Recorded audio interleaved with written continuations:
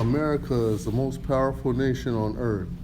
It has the strongest economy and provide luxuries to other countries. The souls of men and slaves sound like America today. This verse mentioned that the Babylonians will trade in the souls of men. This could not be slavery because slavery is already listed in the things. I believe that when the people said sell their soul, it's a show, but some of them really do sell their literal soul. The word says that there is a connection between the soul and the blood. So you put your blood somewhere sometime, you put your soul there. So is America really the last days Babylon? The Babylon spoken of in Jeremiah, Isaiah, and Revelation could only fit the present day America. Presently, Iraq is in turmoil. ISIS is destroying numerous sites, and ancient Babylon is in disuse.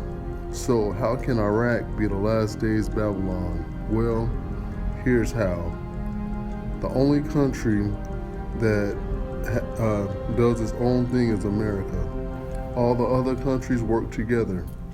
Most think this is a good thing, but what people fail to realize is that 90% of the wealth is held by 2% of the population. When these guys move to Babylon, America would be left in the cold. Overnight, the prophecy will be fulfilled. September 1987, Saddam Hussein hosted the first Babylon Festival. The festival was held every year until the United States attacked in 2001 after 9/11. In 2003, the festival restarted. So where do Iraq really fit into Bible prophecy? The basket in Zechariah was taken to the plain of Shinar, the country of Babylonia. That's not in Manhattan or Italy. The leader of the first empire will come back and rule from his old throne. He will open up the old stargates that were closed centuries ago and sit in Jerusalem in the reformed temple, the true temple spoken of in the last days. His wife will sit on her pedestal in Babylon. That kingdom will be shattered just like in Revelation. It will be crushed by a stone cut without hands. That kingdom will be made of iron and clay. But iron have no respect for clay, so the clay will be under pressure constantly.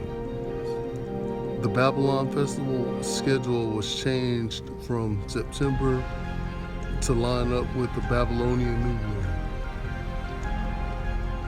The Akito festival was held in March and April.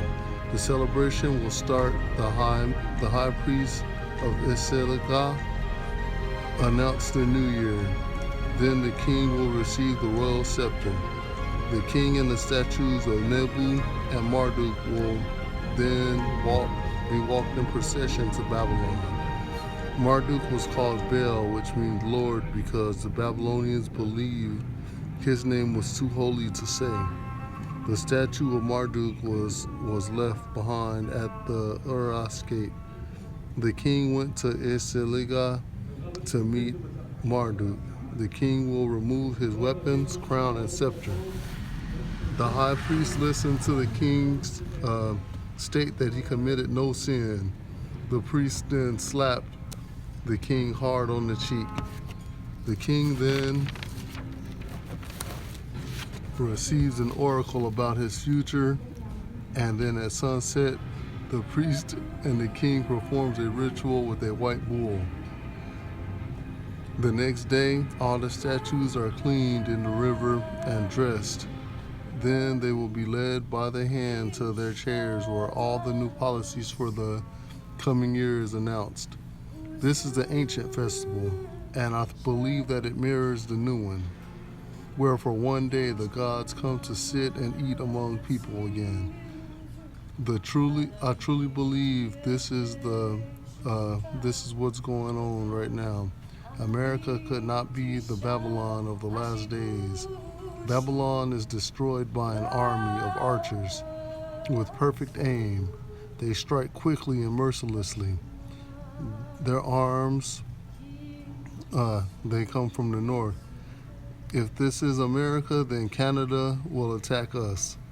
But if it's the plain of Shinar, like the word says, then that's another story.